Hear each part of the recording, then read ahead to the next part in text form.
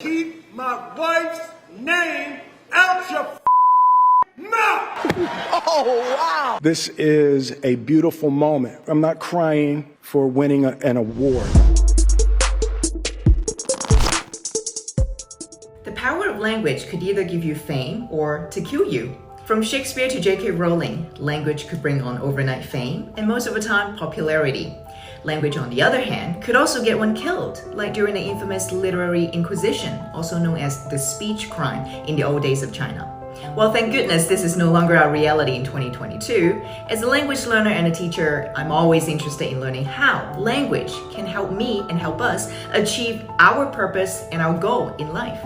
Today, I'm digging into this dichotomy of language, a tool that could either bring us tremendous happiness if used appropriately, or it could bring us major disaster if we're not careful. Today, I'm going to use the famous Oscar slap and dig into how Will Smith used language to help him diffuse an intense situation using strong, intentional language. The famous and yet shocking Oscar slap of 2022 is still very much keeping our eyeballs. When everyone was still debating about Will Smith's action and what consequences he should face, as a language teacher, I take particular interest in his written response on Instagram after the event, in which he apologized to Chris Rock. In this video, I'm looking into how Will used language to purposefully calm down some of these negative feedback from the public by apologizing and taking responsibility for his action. I'm also looking into the word choice he used, the sentence structures and the style of his presentation, and how effective they are overall in achieving his purpose. The 94th Academy Awards Ceremony 2022 was marred heavily by the incident between actor Will Smith and comedian Chris Rock, who publicly joked about Will's wife Jada about her hair loss. She suffered a condition called alopecia. Will walked on stage and slapped Chris on the face and then walked back to his seat, sat down and continued shouting at Chris to shut up. This incident shocked all the audience in the house that night, and the live broadcast received heavy mass media coverage to this very moment. Instead of apologizing to Chris after the event, Will Smith took his apology to social media, Instagram, to respond to Chris. Let's use the GAP analysis approach to dissect this piece. As a friendly reminder, GAP stands for genre, audience, and purpose. Although this is an IG post, we could understand this written statement, the genre, as equivalent to a letter of apology. And what about the audience? Right off the bat, it's Chris Rock, of course. But actually, is it only Chris Rock? Of course not. The audience for this post is literally the public, because everybody with an internet connection can see this post. Actually, it's all over the news. So with that in mind, is it a private or a public document? It's a no-brainer, I know. What about the purpose? What did Will want to achieve from this IG post? What was his purpose of writing this post in the first place? He wants to apologize to Chris, and also to whoever having to witness this altercation, to ask for forgiveness and mercy, and potentially a second chance. He wrote, and I quote, "Violence in all of its forms is poisonous and destructive. My behavior at last night's Academy Awards was unacceptable and inexcusable. Jokes at my expense are part of the job, but a joke about Jada's medical condition was too much for me to bear, and I reacted emotionally."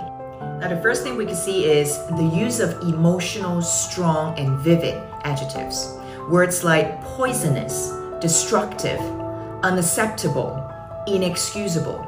We can tell all these are rather formal adjectives, and precisely Will Smith wanted to issue a formal apology towards Chris. Actually, him and Chris go way back in 1999.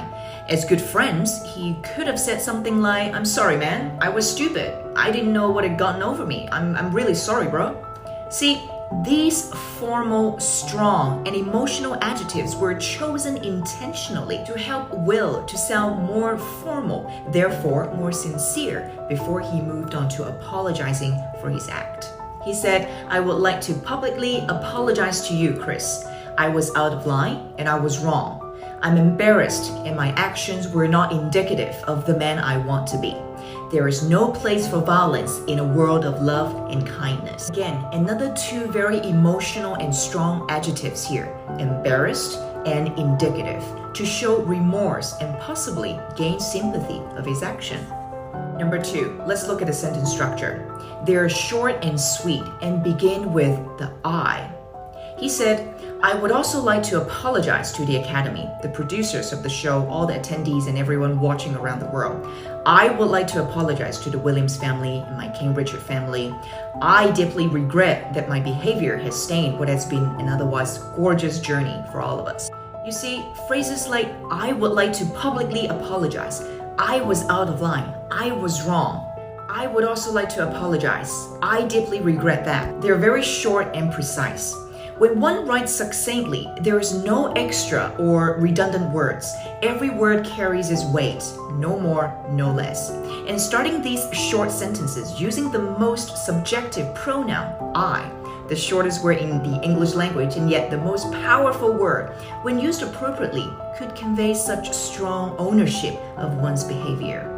By having all these phrases side by side, Will was trying to show his sincerity by showing his willingness to take on full responsibility of his act, that he's admitting and addressing this incident directly, purposefully trying to regain people's confidence in him as an individual. Likewise, to convince people that the same thing wouldn't happen again. Though he ends with, I'm a work in progress, while it serves as a final statement with its purpose to limit the potential negative consequences of what happened. At this rate, I am not sure if it actually gives confidence to people or to further doubt his future reactions. Now, going back to the beginning, the word choice he picked is also very much intentional. He said violence in all of its forms is poisonous. The word violence was very clear, very vivid. Everybody understands what this word entails. By addressing his behavior head on and categorizing it as violence, it's a smart move. I mean, he basically owned up to not only his violent act that night, but also violence in general. This makes him sound like a bigger man, one that can take full responsibility. In other words, higher chances of getting people's sympathy. Can you imagine, had he said, slapping you that night was a mistake, or hitting you on the face was stupid, how much will it cheapen the whole apology statement? Basically, borderline baby talk had he written like that. I'm glad he didn't. Well, I don't know how long he's pondered before sending this IG post, or how long he thought about what to write. But at least it didn't come across as childish or insincere. Now, whether or not Chris Rock should forgive Will Smith, the general public has already joined in this debate. And I'm sure this event will be forever remembered as the Oscar slap. When's it gonna end? No one knows. Share with me your thoughts in the comment section. But I think from the linguistic perspective of this apology statement, Will Smith has achieved his written purpose of this writing. That is, to apologize for his behavior at a public event, and hopefully gain some sympathy towards why he acted out of his character. Comment below what you think of Will Smith's IG post. Do you think he deserved a second chance? Do you think he successfully diffused this intense situation he got himself in? It seems that he will be barred from attending the Oscars for the next coming decades. Serves him right, or don't be so cruel. Now, in school, we learn when to use yours sincerely and yours faithfully. Most students in Hong Kong are taught if you know the recipients, for example, Dear John or Dear Miss Sarah, then it's paired up with yours sincerely. But if it's like Dear Sir or Madam, Dear Editor, then it's always yours faithfully. Then in this case, how come Will used sincerely when he did not write Dear Chris?